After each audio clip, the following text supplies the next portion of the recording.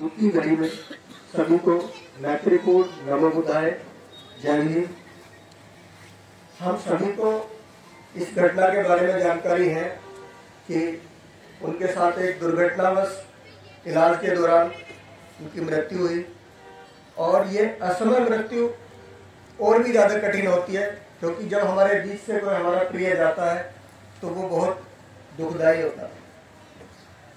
हर व्यक्ति को उसका जो व्यवहार होता है उस व्यवहार के कारण वो लोगों से जुड़ा होता है, और उनका व्यवहार ऐसा था कि वे लोगों के साथ घर में भी और उनकी अपनी नौकरी में भी, और उसके साथ साथ वो सामाजिक उनका बहुत ज़्यादा जोर था।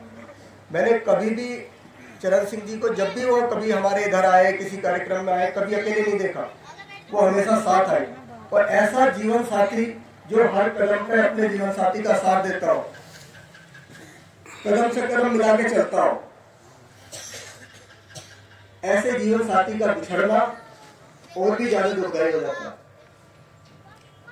हम सुबह सुबह 5 बजे मेडिटेशन क्लास लेते थे, उसमें भी वो साथ आती थी, और मैंने देखा कि वो तकिया भी साथ लेके आते थे ध्यान करने के लिए।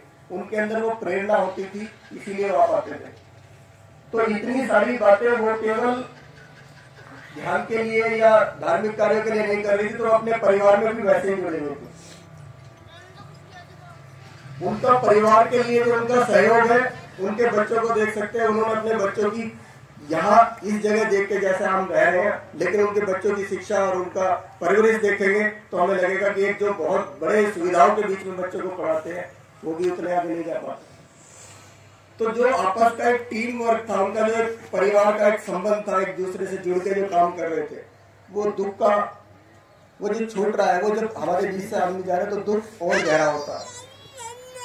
लेकिन ये हमारे सामने पुष्प रखे हैं, ये बहुत सुंदर लगते हैं जब खिलते हैं, लेकिन उनको एक दिन मुरझाना है, ये सबको पता है।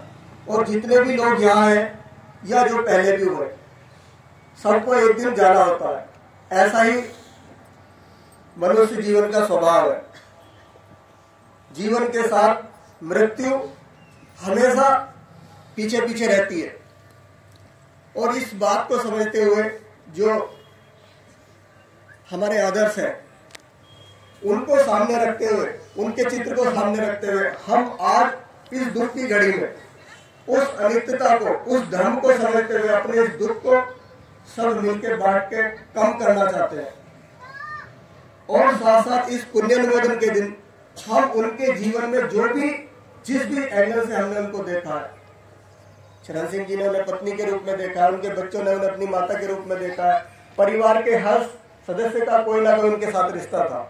ऐसे ही जहां वो कार्य करती थी, वहां उन्होंने उनके साथ एक व्यवहार देखा। हर किसी ने जीवन में जहां भी उनके साथ वो जिए हैं और उनके उस व्यवहार से प्रभावित हुए हैं, उनके जो पुण्य कर्म थे, जिनसे आप प्रभावित हैं, जिनको आप देखते हो कि ऐसे जीवन में सबके साथ उन्हें जीना चाहिए, तो उन बातों को लेके हमें यहाँ साझा करना, ताकि उन बातों को हम आगे लेके जा सकते हैं। शरीर से आज वो हमारे साथ नहीं है, लेकिन उन विचारों से, उन कर्मों से हम उनको हमेशा अपने साथ रख सकते हैं। तो मेरा निवेदन है उनके उस परिवार से कि जो जो कमिटमेंट उन्होंने अपने बच्चों के साथ किए थे, उनसे उम्मीद की थी कि आपको ये करना है, आपको यहाँ तक पढ़ के जाना है, ऐसे इंसान बनना है, तो आप यहाँ पे एक कमिटमेंट कर सकते हैं खुद से कि मुझे वो बात पूरी करनी है, ताकि उनको बाद में भी इस बात का कहीं ये ना हो कि मेरे बच्चे उस बात से पीछे गए।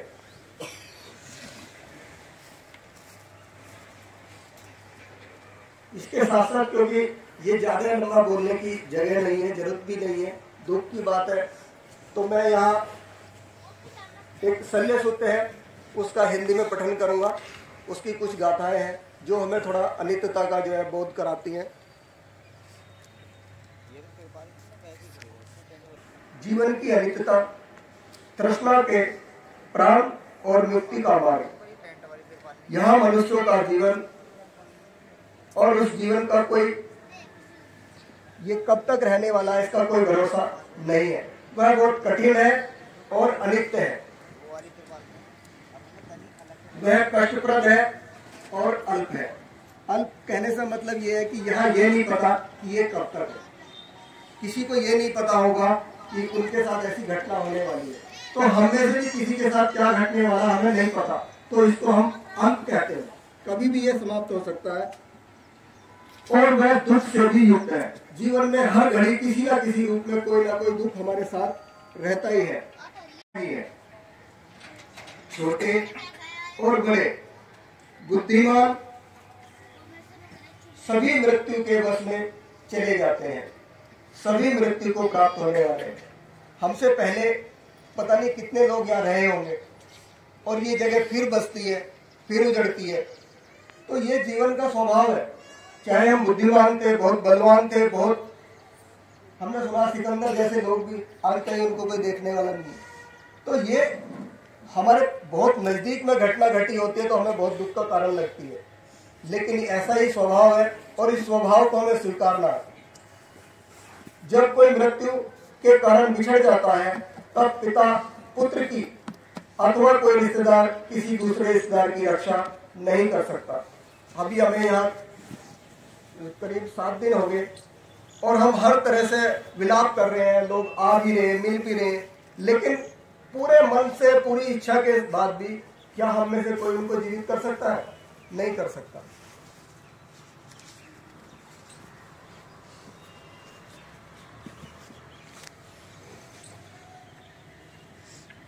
रिश्तेदारों को देखते हुए और नाना प्रकार के विलाप करते हुए भी मृत्यु अकेले ही प्राणियों को वध करने वाली गो की भांति ले जाती है।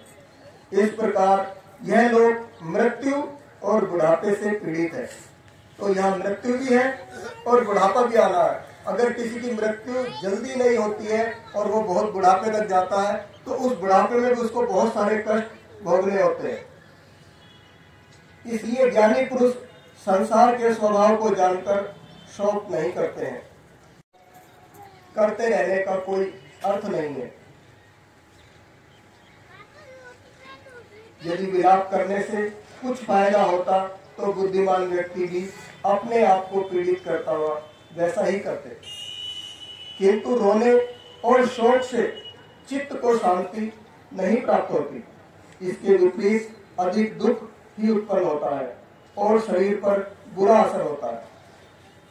अपने आप को पीड़ित करते हुए व्यक्ति त्रस्त और क्रूर हो जाता है। उससे मृत व्यक्ति को कोई भी मदद नहीं होती। इसलिए विलाप करना निरर्थक है। अभी हम ये देख सकते हैं कि अगर आज वो हमें कहीं से देख पा रहे हैं और अब पूरा परिवार अगर विलाप में है और अपने उन कामों को छोड़ के बैठ जाए जिनको उन्होंने तय किया था, जिन तैयारियों के लिए, जिन परीक्षाओं के लिए, जिन पढ़ाई के लिए बच्चों को उन्होंने लगा रखा था, तो उनको दुख होगा या खुशी मिलेगी? दुखी होगा ना।